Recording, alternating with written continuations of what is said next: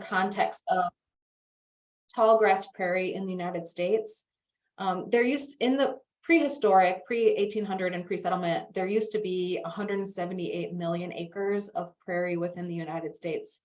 And now currently there's an estimated around 4 to 13% of that natural heritage that is left on the landscape. And for our speakers, this is kind of where we're located on within that historic and current context, and just how much of an impact this change has made in all of our lives.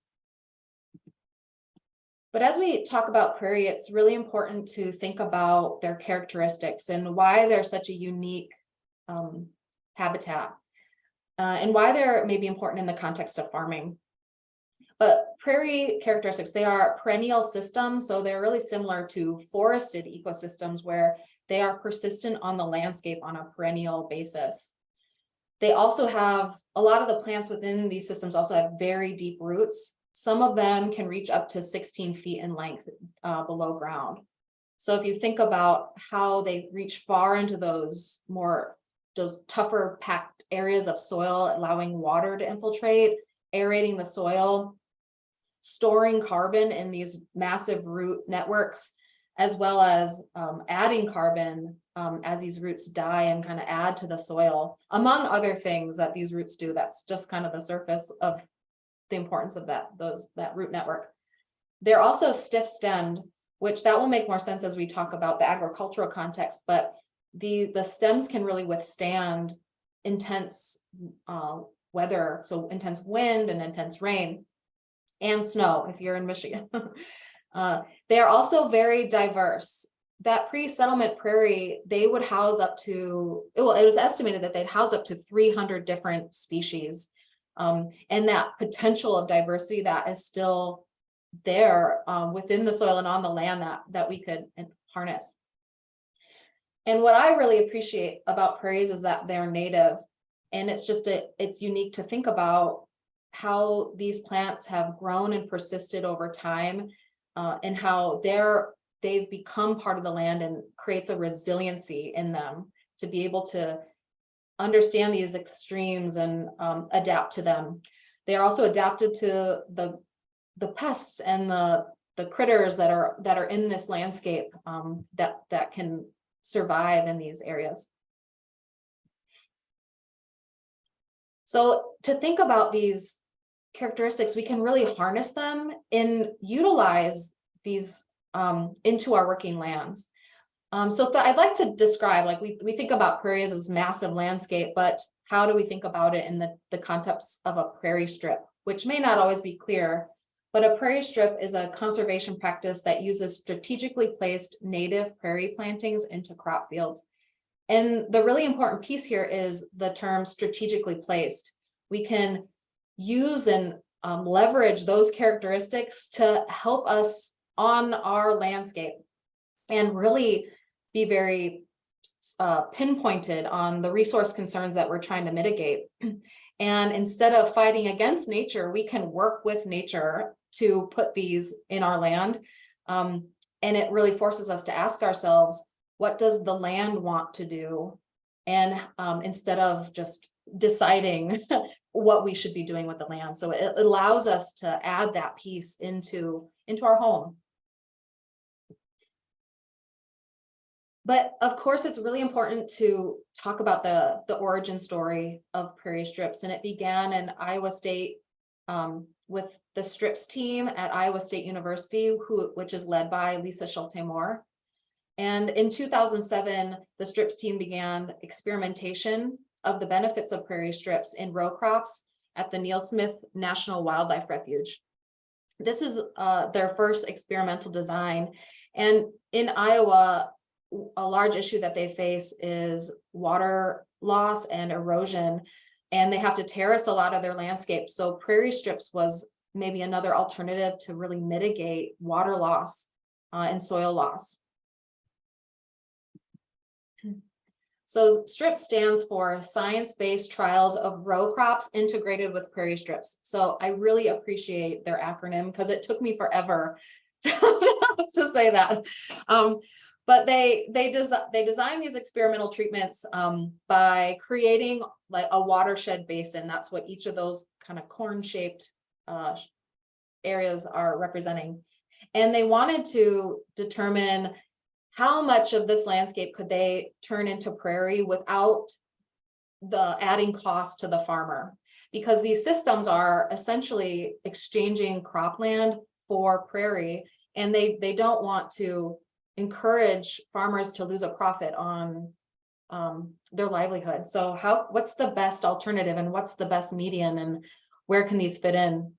So their first really visual lesson they learned was how much soil they're losing in 100% crop compared to 100% prairie. And of course, that 100% prairie just is not practical for a farmer to convert their entire landscape to that system. So visually, they found that this 10% was really allowing like all benefits to occur initially.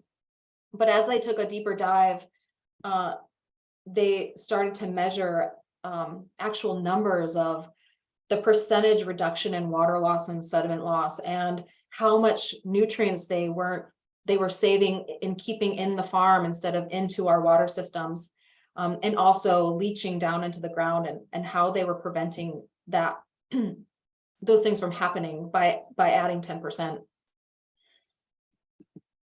They also surprisingly, they also had these secondary benefits that came up that were telling this really compelling story, that not only were they protecting water quality, but increasing and adding to this diversity that we've lost over time.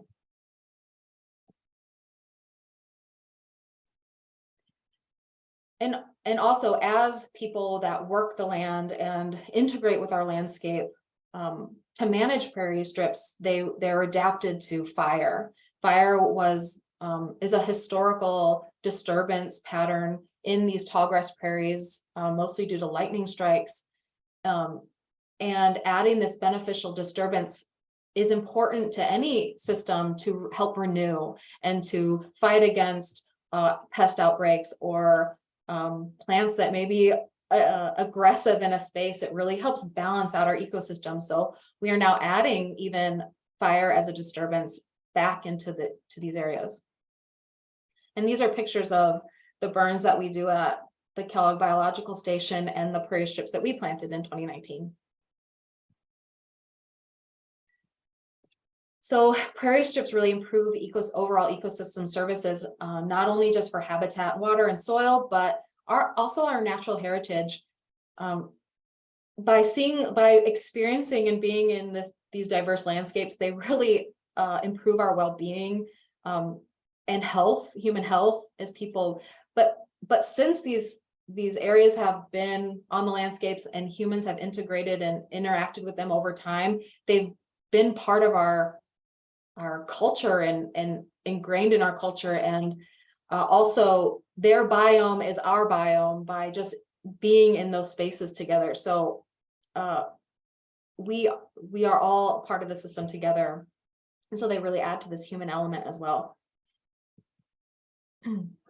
So we're going to get into this with the farmer perspectives later on in the talk. But so where can these prairies go other than if you don't have a water concern? But here are some ideas of thinking about the context of prairie and the bigger picture, or if you have a landscape that you manage or a farm you manage. But they can really fit most needs that you may have in large or small in ways. And we'll talk more about specifically how people have used these potential areas to benefit their farm.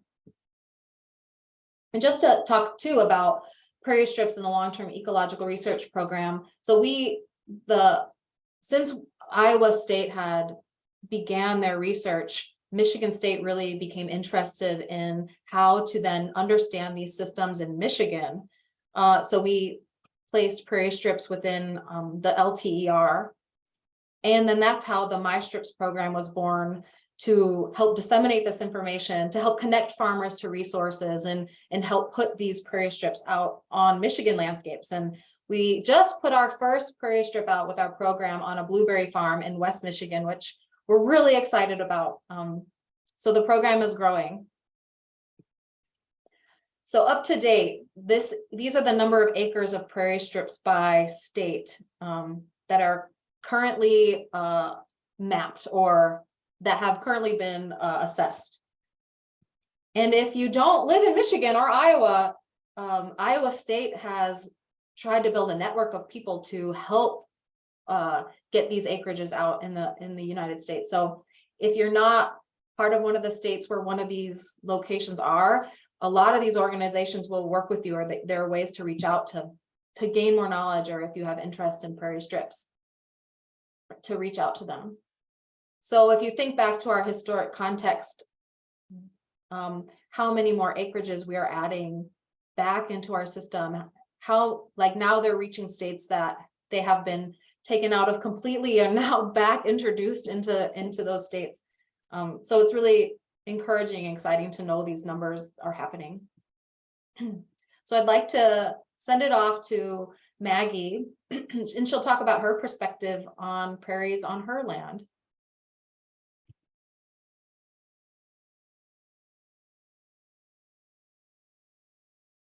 Uh-oh, Maggie, you're muted. Sorry. Okay. This is looking north to my family's 120-year-old building site, but more importantly, on the next slide, you're looking south at my farm, and the east side of my farm is flat because I'm on the west side of the Nishnabotna River Valley, and it goes uphill to a ridge on the west. So erosion is one of the big problems on my farm, and dealing with highly contoured lands. Next. This is where I'm located, so right in the heart of tallgrass prairie. And Steve and I, my husband and I, are very fascinated with the vision of all of Iowa being tallgrass prairie. It was at least 80% of the acres of Iowa. Our farm sits in the center of it, but my county only has one very, very small remnant prairie. In fact, Iowa is probably the most altered landscape in the country, in North America even, and we have less than 0.10% of our land is in prairie. Next. So when I moved back to Iowa, I started researching new conservation practices. My farm's been in no-till since 1990, and cover crops were emerging in 2012. That's when I moved back to my farm, when I inherited it. And I read an article April 27th of 2013 about the Iowa State STRIPS program. It was in Iowa Farmer Today. And so being an Iowa State grad, what I do, I just emailed Lisa Schulte Moore, because they were looking to build 6 demonstration farms across Iowa. So I volunteered my farm, not really knowing what I was getting into, but I really was resisting putting in terraces on the west half of and the north part of this slide, excuse me, is west. So that's the steepest ground. This is the 3rd iteration of planning that the STRIPS group did for my farm. The first 2 put 10% of the farm in prairie strips, and I don't have a lot of row crop land, and I need income to help fund a lot of the conservation I wanted to do. So we ended up with this plan. I've implemented, you can see the blue area, we did that in spring of 2014. And the pink areas, I haven't implemented all of these, because next you'll see, this is my rough drawing of what conservation I have on my land, and I ended up terracing the west part of my farm because the STRIPS group could not guarantee, due to the slope and contours of my farm, that the strips would really retain and reduce erosion significantly. So, but the 2020 prairie strip that's listed as mesic and wetland, that was in the original plan. And then I put in odd shaped areas, any place. My goal is really to try to use low producing or odd shaped areas to integrate prairie. and without taking a lot of row crop production out. And so I'm finding little places here and there to add prairie. And you can see those. And we also put prairie in that riparian buffer, our 2015 riparian buffer. That's a creek that goes through the farm. Our newest project is the fall 2022 prairie strip. It's along a dilapidated fence line. The 2020 prairie strip is also an old dilapidated fence line. So those were already in grass. They were in brome and weeds. And there's reed canary grass. So my goal is to try to take reed canary grass and brome grass and other introduced weeds off my farm as much as I can in odd-shaped areas that also reduce erosion, increase wildlife habitat, and in general, bring more conservation to my farm. Next.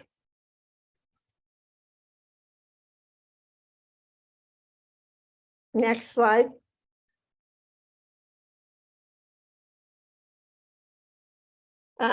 This shows you the first prairie strip. We did use Pheasants Forever drill, native grass drill, to plant this strip. And we planted a mix of 7 grasses, 25 forbs. And I will tell you, go with the most diverse mix you can. My brother did a strip at the same time using only 12 different species, and my strips are much more diverse and well established than his. On the right, you see in summer of 2014, we had very quick establishment. That's not my best look standing there, but I just wanted to show the height of the prairie. It's mainly oats and grasses. We use oats as a nurse crop. I wanted to show that Tim Youngquist from the strips group did come down right away and look at our strip. And lower right is partridge pea, which is a native that has always been on our farm. So of course it established very quickly. Next.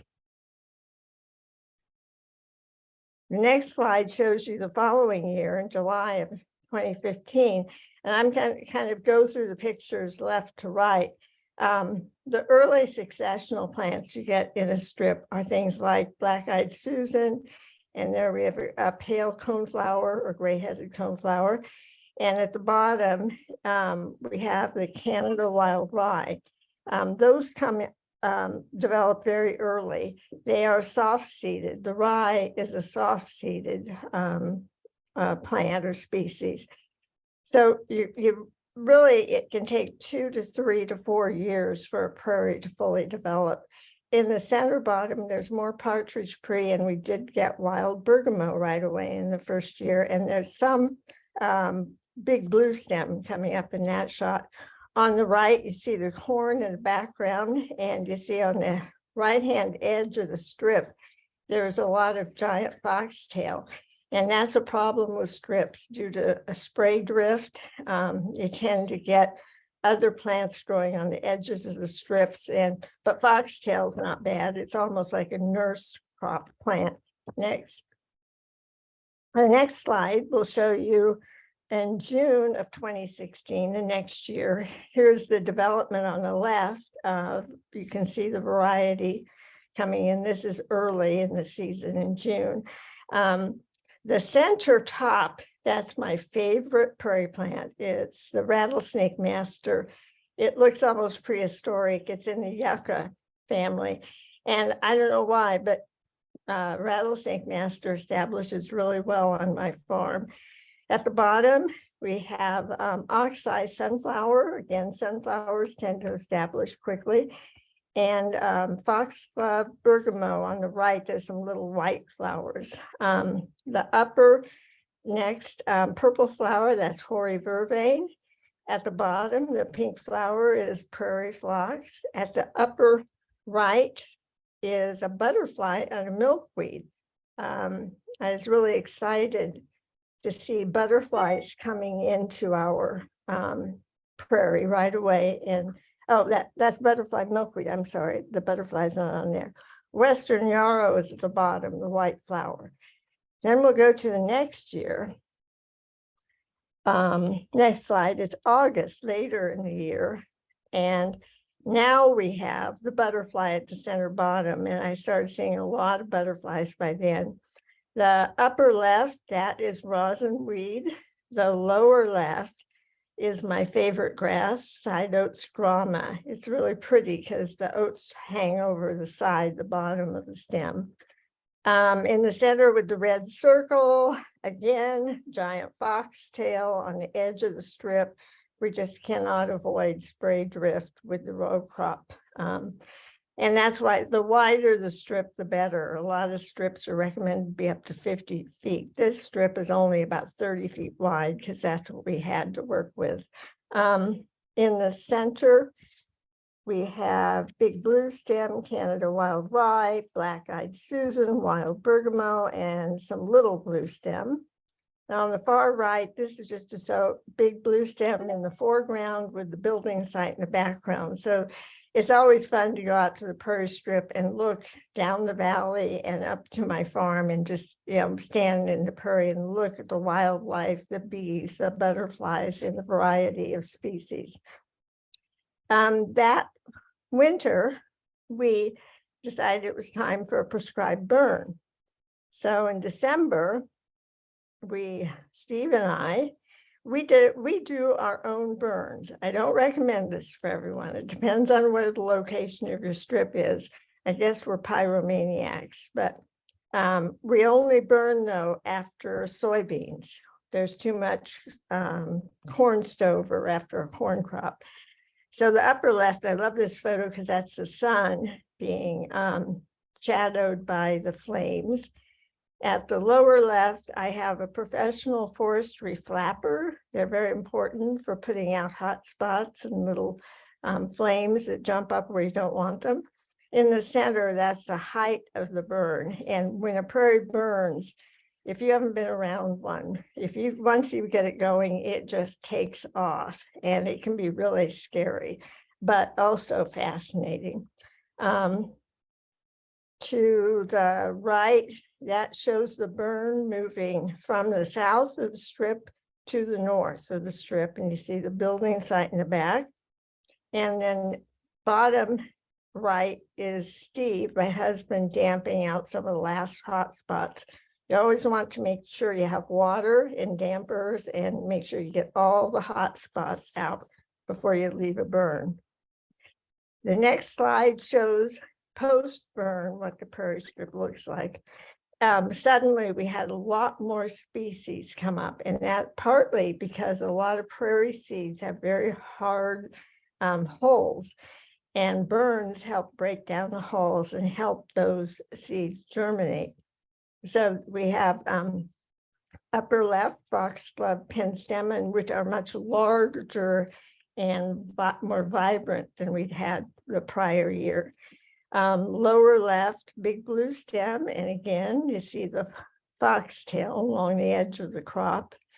The next slide over, that's showy goldenrod, and I hadn't seen any goldenrod in our strip till after the burn.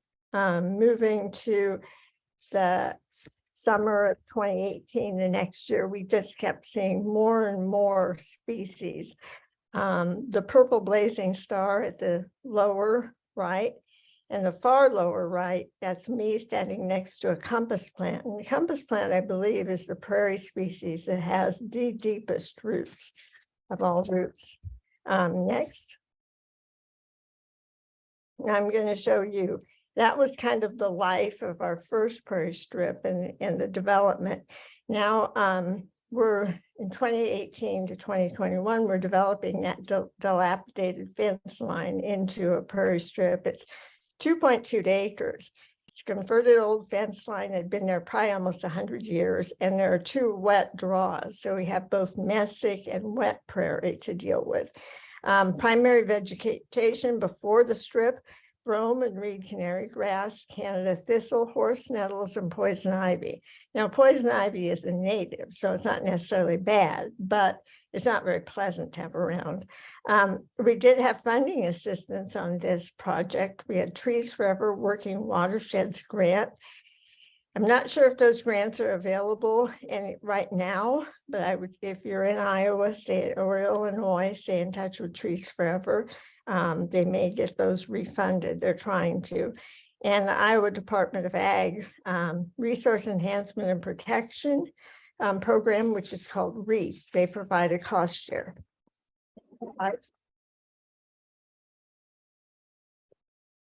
So the first thing we had to do, site prep, and I can't emphasize how important good site prep is. We had quite a bit of Canada thistle. That's the far right-hand upper corner photo. We had a really big infestation of Canada thistle in one of the wet draws and another area along the fence line. We tried to mow it and strategically mow it rather than use chemicals to kill the thistle. And we worked 2 years doing that, mowing it. Every time it would get tall, we'd mow it because we were trying to deplete the sugars and carbohydrates in the roots of the Canada thistle. We didn't really quite succeed with that. So we finally decided to pull the fence, and a lot of this fence was buried under eroded soil, beautiful topsoil. So we had to pull square field fencing, barbed wire, and old Bodark fence posts out. And some of the fence posts were even totally buried. We had to dig and find them. So in the center photo, that's Steve on the tractor with the bucket. We would hook a chain around whatever we could find and try to pull it out, and then roll up the fence. And on the left side, after we got the fence out, here's what it looked like. We had to mow. And of course, it has a steep slope because the soil eroding down the hill was caught by the fence and grass in the fence line. And so it created kind of a terrace. On the lower, upper next to the Canada thistle, those are horse nettles, and those were throughout the entire fence line. And the lower right shows after we've mowed and done our first chemical termination, and we use glyphosate and fusilade in our mix. And I don't love herbicide, but we have to terminate the grasses and weeds. Next slide. So the next year, but in 2020, we continued the site prep. We did a second herbicide termination. That's the top center photo. You see Steve with the sprayer on the back of the tractor. And we also did a lot of backpack spraying of very difficult areas to reach. We have some, you see the willow trees behind the tractor. That's one of the wet draws. So it's kind of a natural wetland. Lower left is the burn that we did after we had killed the grass with herbicide. And the lower right shows a drag harrow that we used after we hand seeded the prairie area. And that was to increase the seed contact to soil. We prefer to hand seed or spreader seed our seed. The drill did not really work real well in our first prairie strip. And even though it's 2.2 acres, it's a lot of hand seeding, but we're able to do it. And we kind of enjoy it because we can actually see the seed going on the ground. I guess the next slide.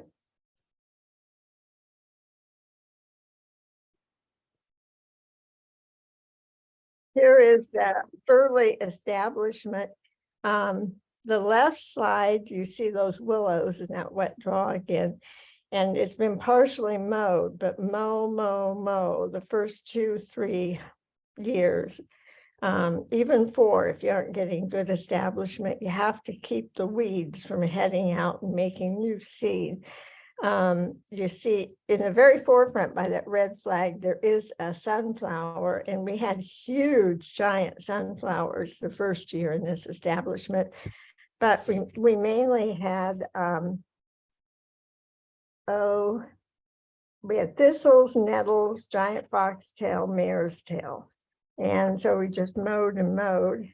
And but the joy of this early establishment bottom center, that's an Iowa wild rose. And we used to have Iowa wild roses on our farm all over when I was young, and I hadn't seen any when I moved back to farm.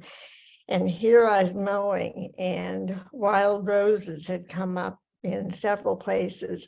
Unfortunately, they were also with a bunch of Canada thistle that came up again. And the white plant there to the right, I sent this to the Iowa Prairie Center, Tallgrass Prairie Center, this photo. It's an albino milkweed. And no one had ever seen one before, but it was next to another green common milkweed plant. And they think it was parasited onto the other milkweed plant because without chlorophyll, it couldn't survive. And it stayed for several months. So it was really fun to watch that albino milkweed. So it shows how nature has its own way of acting. And on the far right, you see Canada thistle. We have not tamed those, but I have been told if the prairie really establishes well, it will outshade the Canada thistle eventually. I'm hoping.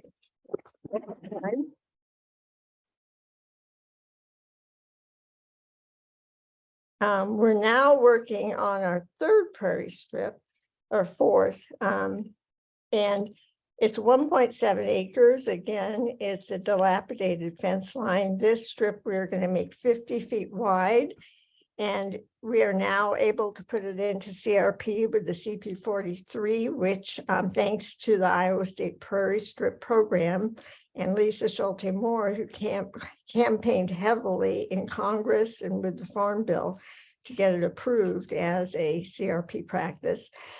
So we had to remove this fence, and it had 3 foot tall field fence, wire field fence, 3 to 6 rows of barbed wire, and old Bodark fence posts, which my great grandfather probably created, hand manufactured, cut and set.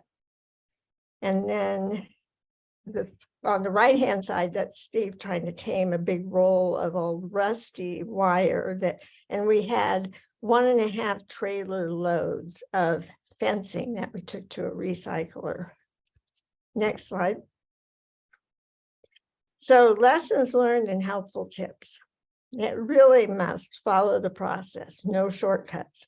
Site prep is key, 100% termination of grasses. That's so important. We still have a little brome grass section in our very first prairie strip that we have not been able to get rid of that brome grass. It is so difficult. And reed canary also is coming back in the wet areas.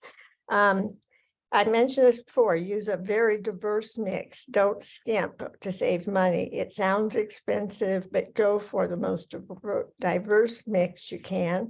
Make sure you match it to local ecotype species. I have purple coneflower in my first mix, and I was told that by an expert that purple coneflowers are not native to Southwest Iowa. So now I'm like bummed because I don't have a proper ecotype in my prairie. Match it to your environmental factors like wetland, dryland, sandy soil, whatever. You want to have sedges if you have dry and sandy soil and wetland.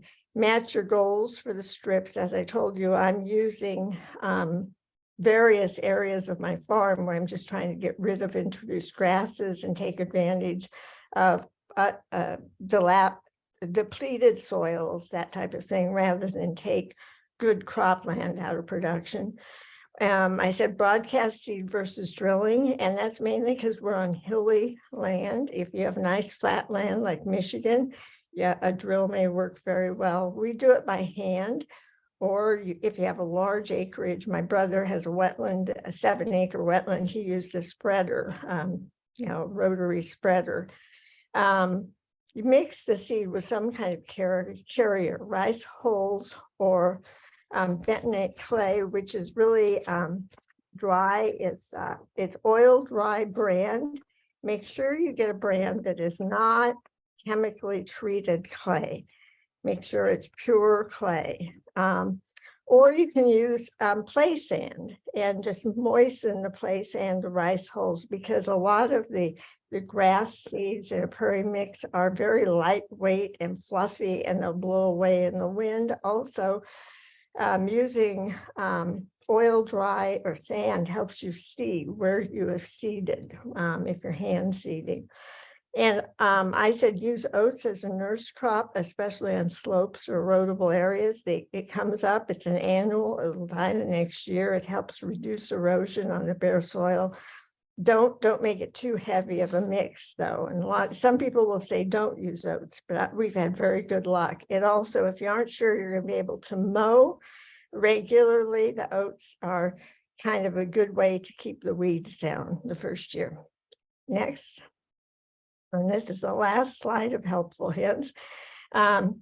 Years 1 to 3, as I said, mow 2 to 3 times a year before the grasses and weeds produce any seed heads. And it tears my heart out to mow my prairie plants that are there, but it's more important to mow the weeds. The prairie plants will come back. In the first 2 to 3 years, you've only got the early successional species.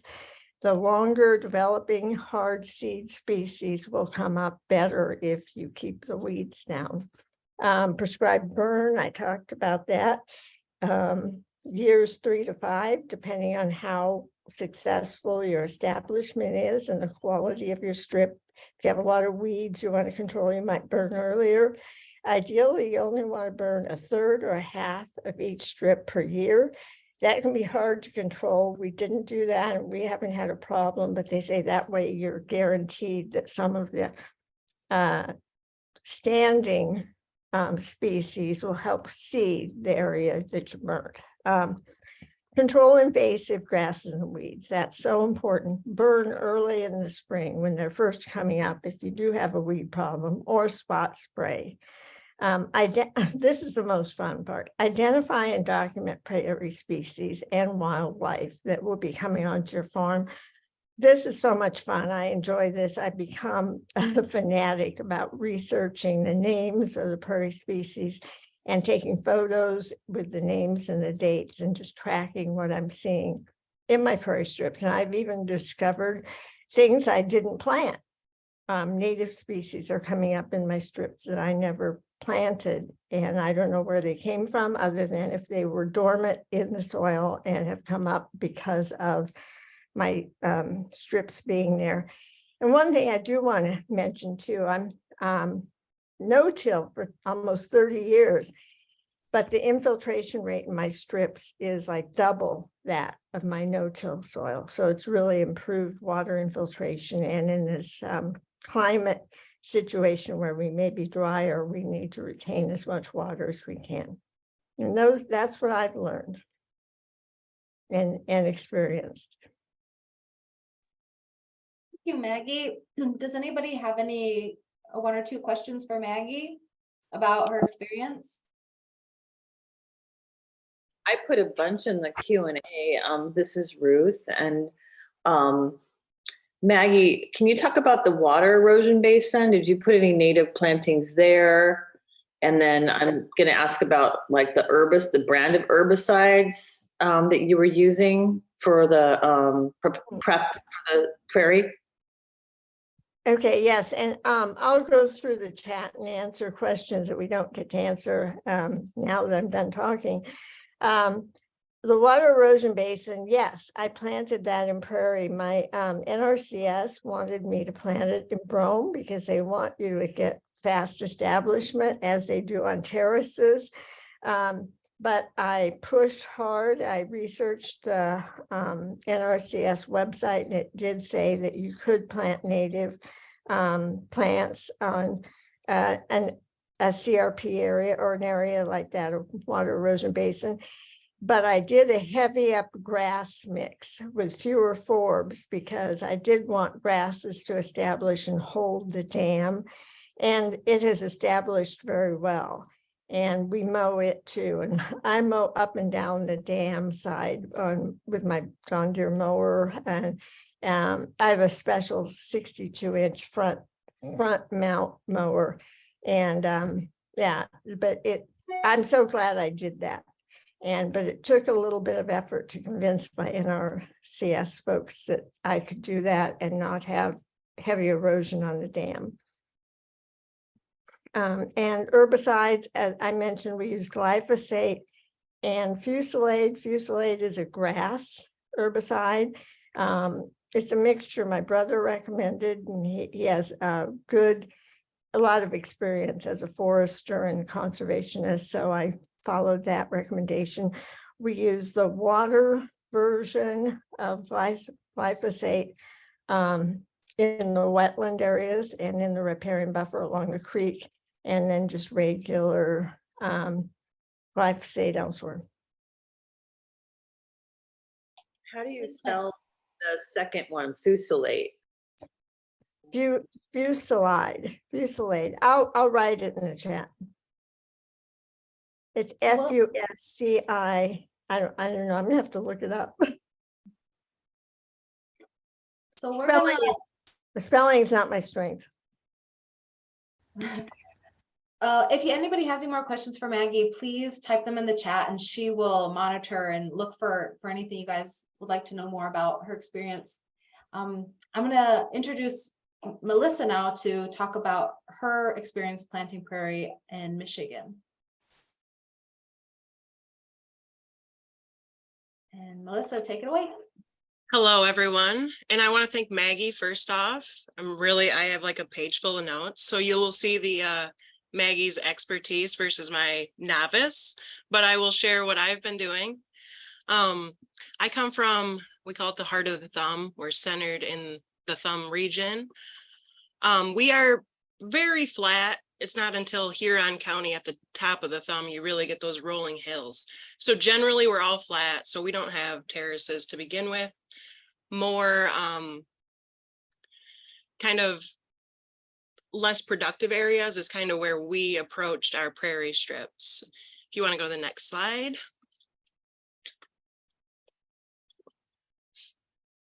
And this is just kind of an overview. We grow sugar beets, soybeans, corn, and cereal rye for seed. Sugar beets are about 10% of our crops, but they are a specialty crop and a pretty finicky one at that. So they kind of control things. In 2014, we went from full conventional over to strip till and kind of dove face first into conservation in general. So we are primarily strip tilling, some no till, but the beets kind of make sure every couple of years we do have to strip till. Other than that, we kind of just use cover crops and no till and all that when we can. Next slide. So my first, we dove into conservation in 2014, and we were kind of right off the bat just focused on the tillage and cover crops, and then just kind of working that into our row crop operation. And then we got a little urge to do some more. And so I was reading down through the NRCS, one of these papers, and I saw it about pollinator plantings. And I kept bugging my husband, like, I want to do something like that. So this was my little first pet project. We have a field, 15 acres on both sides. And then we used to have an old church campground. It was kind of just a native space anyway, trees, mainly grasses. And so I took out an acre in the center of that. It's about 10 acres total. So I took an acre of that and we kind of just disted it up. It was pretty easy because it was mostly grass, as you can see in the left-hand side, pretty flat. We ordered the seed from NRCS. So it was a mix of, I believe it was 15 species. And at that point, I had no idea. We just ordered whatever they had and hope for the best. And it was 15 species of different grasses and forbs. And we hand spread that to the best of our ability. I mean, we were complete newcomers, just winging it. Like we were just doing it ourselves. So we hand spread all that. And then I used my gator to just pack it down. And I had amazing establishment. I don't know if just being kind of native before or being grasses, everything went well. So I thought, well, this is a breeze, no problem. And you can kind of start to see in that picture, things coming up, grasses and forbs, what I was supposed to be looking for. And I felt pretty successful. So on the next slide, you will start to see, I think this was my second or third year. I had planted that one in 2015, I believe. So or 2017. Yes. So I'm 5 years in on this acre that I planted, and it's been a breeze. I thought, this is the easiest thing, and it was great for me. NRCS came out and they found all kinds of different species of grasses. I had no idea what I was looking at. So they were really impressed with my catch and the establishment, and that all the species kind of showed up. So far so good, right? So the next slide will show you, I think, more of just me walking out there and basking. I like black-eyed Susans are my favorite. So when those popped up, just success all over the board. I was doing great, no problems here. And then I will take you into my bigger, more of what was supposed to be a prairie strip in the next slide. So my first acre, we've established I did great. I thought I was the shit there. We were doing great. So we had kind of put them in buffer strips. This was 2 4-acre pieces on both sides of the Cass River, 2 of our fields, and they were really hard clay ditch banks, and the county had trafficked them when they dredged the river. And I mean, we used to find like little spearheads. So like this was a very native place back through its history, and we didn't farm it up to the edge. So there was always just kind of natives and weeds growing along this ditch bank. And we would use it for trafficking and turning around, and it just wasn't farmed. So there was 4 acres on either side, and we had been dragging our feet. This is what we wanted to do with it. And then that was still our plan. And someone came along and actually donated some seed to us. So we just used that, and it was mainly just pollinators. Before I was well versed in the prairie strips, my main goal was just provide more pollinator habitat and places for the deer and wildlife to traffic on places that we weren't growing productive crops anyway. So pollinators were first and foremost in my head. So that the mix we were donated was all pollinators, all flowers. And looking back, that was my biggest mistake. I think I had 15. Well, in the next slide, I think we will cover the species. And I guess I should start. This had just been grass and other weed plants, and we worked it 2 or 3 times this spring going into it. And then we had sprayed actually a herbicide. I think it was Liberty we used, so a glufosinate. So it was bare in that sense, just a large weed seed bank. So that's what we were fighting against. 2020, the spring was very dry. We kind of waited. We thought it would be better fall planting, but it persisted, the dryness. So that was another factor going into our planting. It was very dry. We used our drill that we used for cover crops in this version. So we full seeded it with the drill. And yeah, so in the next slide, that showed you all those species. So originally when I got the species mix, I kind of put this slide together that showed kind of what the end result I was hoping would be. I mean, obviously not as flush there.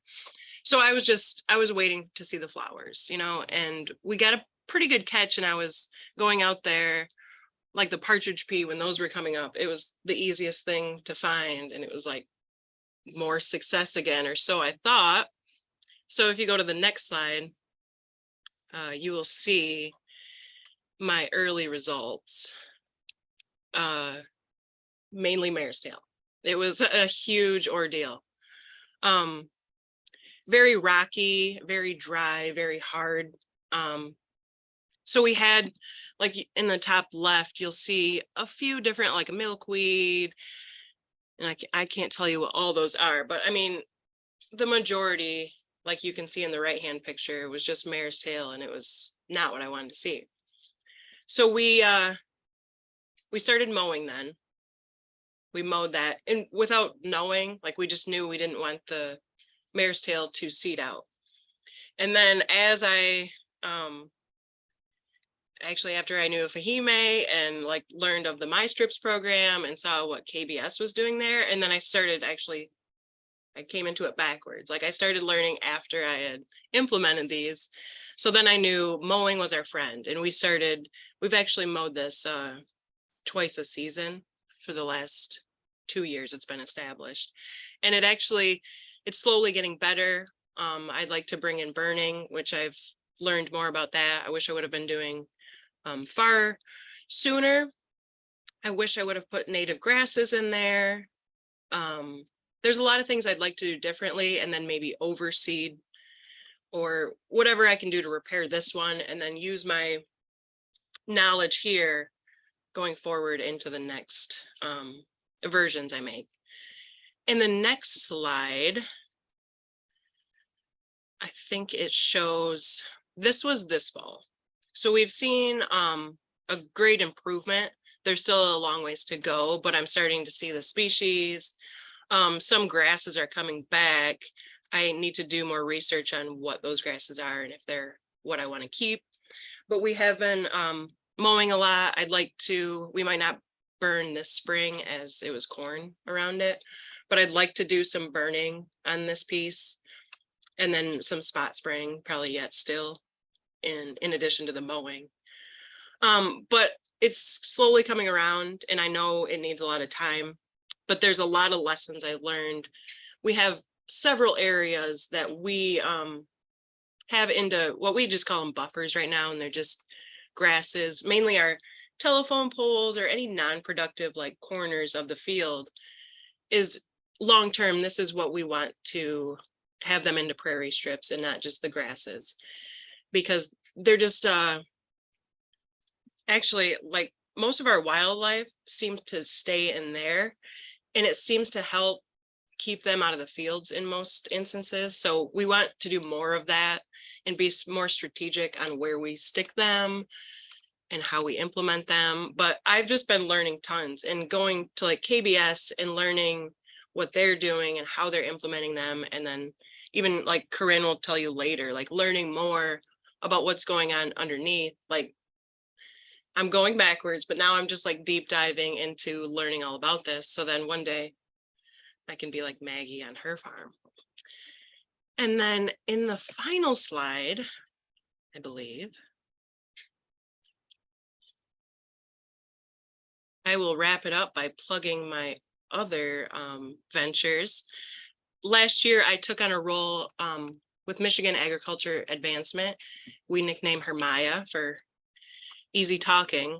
And this has been, I mean, the networks, meeting Fahimeh, Liz, like so many people, and just learning all about like conservation and just different approaches, different crop rotations, different ladies in general. Like, it's been a wonderful experience. I wanted to share with you on the left, we did a conference, Great Grains, Great Women, totally women. We were down in at KBS, the southwest corner of Michigan, and we got, I think, 20 to 25 ladies from 5 different states together, growing all kinds of different crops. And it was like so rewarding and fulfilling visiting all these. And we went to Edward Lowe, saw their prairie strips. It's been a great learning experience and networking and meeting all these people. So I wanted to share that. That was a wonderful conference we put together. And we're trying to do more of that in the future. And also one last plug, if you guys want to join our conference, our 5th annual Underground Innovations, we bring together farmers doing a little bit different, more soil health, conservation, diverse cropping rotations.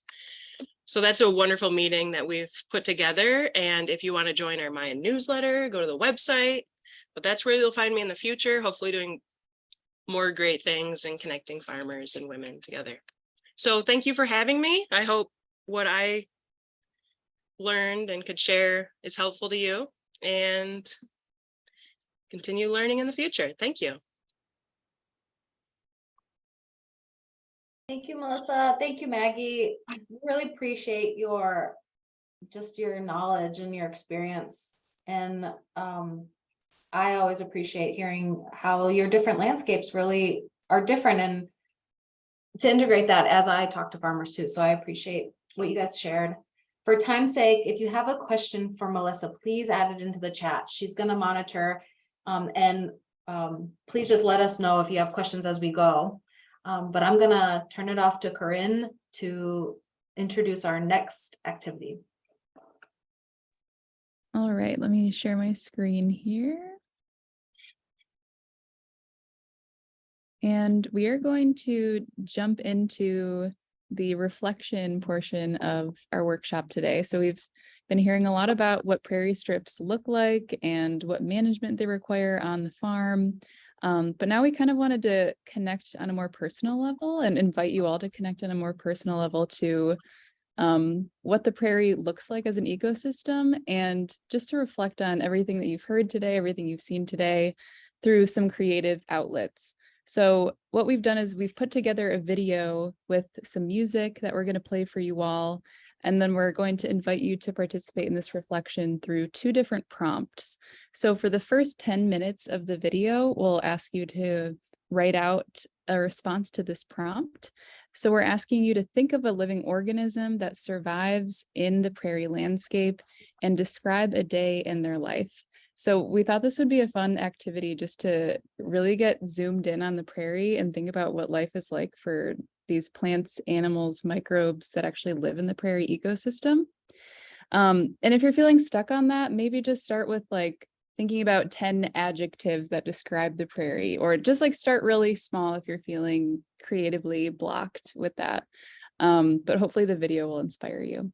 And then for the last 5 minutes of the video, it'll continue showing some beautiful prairie scenes, and we'll have you draw 1 or more resources or objects that that organism you described interacts with and encounters and relies on in the prairie. So thinking more about like the connections between organisms in the prairie and what resources they utilize in that landscape. So don't worry, these prompts are going to actually be written on the video too. So you'll have a reminder of what the prompt is. And if you have questions as the video is playing about if you're having any technical difficulties, just go ahead and put those in the chat and we will get back to you and make sure that you can access the video. So I'm going to share just a quick, some more inspirational bits just to get you thinking about what you could describe. So here's a huge list of different organisms that live in the prairie that you might be able to describe in your writing activity. And I'll just share this quick poem as just an example of one beautiful prairie poem that exists in the world. It's called Grand Sky, Grand Prairie, and this is an excerpt from Patty Ann Rogers. Both harbor the vastness of space. One holds the space of starlight, thunder, snow, rock, and icy comets, scrolls of clouds. The other, the spaces inside of heart and ovum, root webs, spider webs, budded blossoms. They lean together tightly day and night, pressing one into the other, each creating the horizon of the other. They exchange themselves. At evening, one becomes the steady night in which the other lives.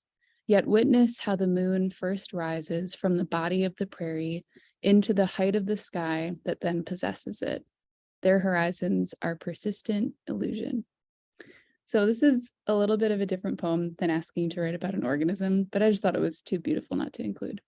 So with that as some inspiration, I'll go ahead and share the video with you all, and we'll get started on our reflection activity.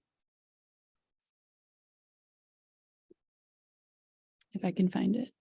Let's see.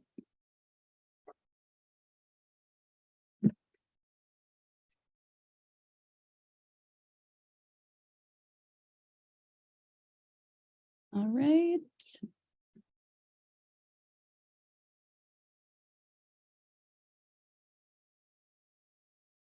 Great.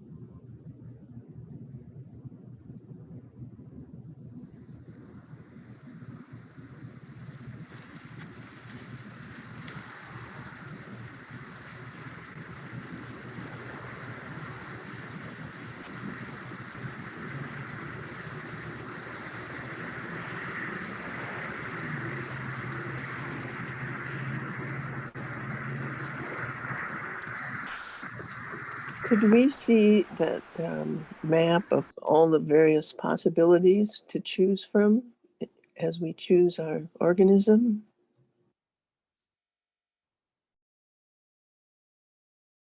I can share that with you in the chat. Yes.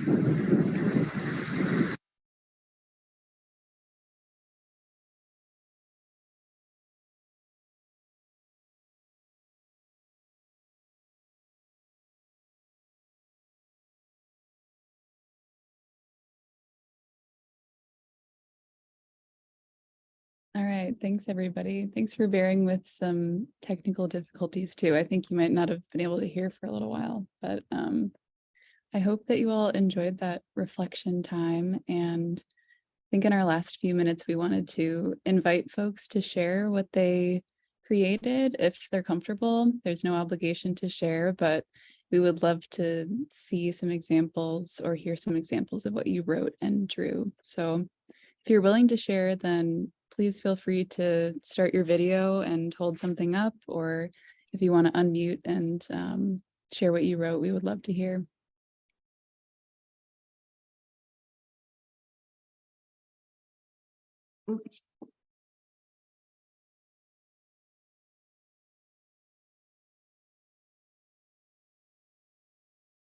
It's probably backwards, but I wrote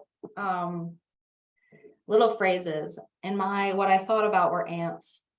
I feel like there's a little community of ants down there, and I don't know what they're doing, and I get really curious about what's happening.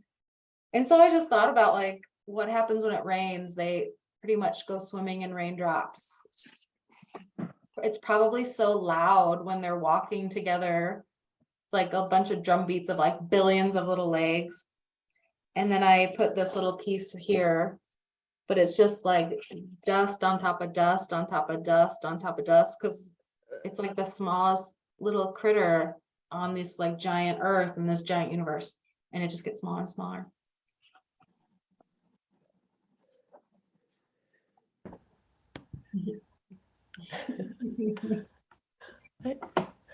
I love that. Thank you. I simply wanted to add that I enjoyed that little piece that you allowed us to share together, and especially spending most of my life out west and coming in from Colorado and having never actually experienced the prairie that is spoken of so much in the Midwest prairie, right, of the Americas. And so simply giving the task of trying to envision it first and picture it. And I'm so ignorant of those organisms that might be living out there. Of course, besides butterflies, well, I know a few things. It was either bison or butterflies that came to mind, but anyway, it was butterfly for me. And just envisioning this sweet, very gentle, very fragile organism spreading its wings in the morning to dry the dew, and then flipping around all day to the various little pollinator kins out there as the world awakens. Anyway, it was a fun envisioning process. Thank you. Thank you so much for sharing that, Liz. That was really beautiful, beautiful description.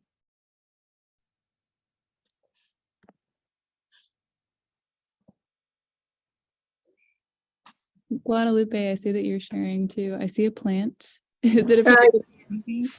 Let me see. I don't know. You can see that. For me, I think in pollinators and butterflies, a lot of flowers, the tall grass, the breeze, and all these colors, and also the bugs and the animals, the birds. I just can imagine that in my head because I live in the city, and the only thing that I can hear is the noise of the ambulance and that stuff. So yeah, I'm really happy to be in this presentation and know that it's still some life out there in that we still have something to work and keep it alive and teach people to that they care about that and the things can survive. Yeah, sorry. Yeah, it's weekend. Sorry.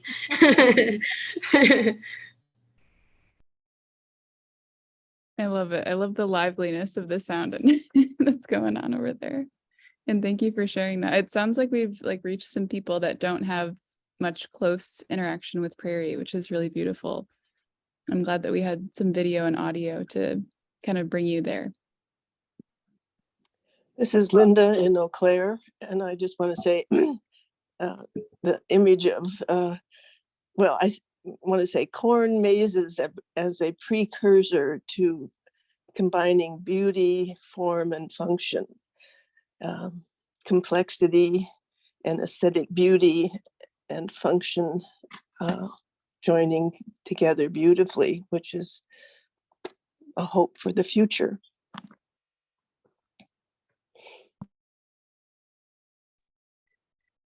Well, unfortunately, we're at 1 o'clock or 1:01. We'd love to see what you guys have drawn or what you have written. We're going to put a folder in the chat that we all can access. So take a picture of your video or your picture and upload it and see what others have drawn if you feel like doing that. And I would like to, before we close, I'd really like to thank our speakers, Corinne, Melissa and Maggie, and also other organizer Liz, for being a part of this group. Liz had put that video together, so we've linked that in the chat so you can see the full one and hear the sounds. I am fortunate enough to work with really amazing women at KBS, and they do really great work here.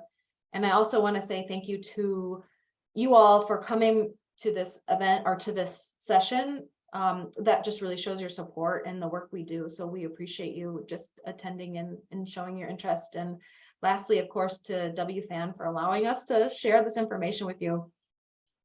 We just are so find it close to our hearts, and we're just happy we have a space to share it. So thank you all so much. We really appreciate it.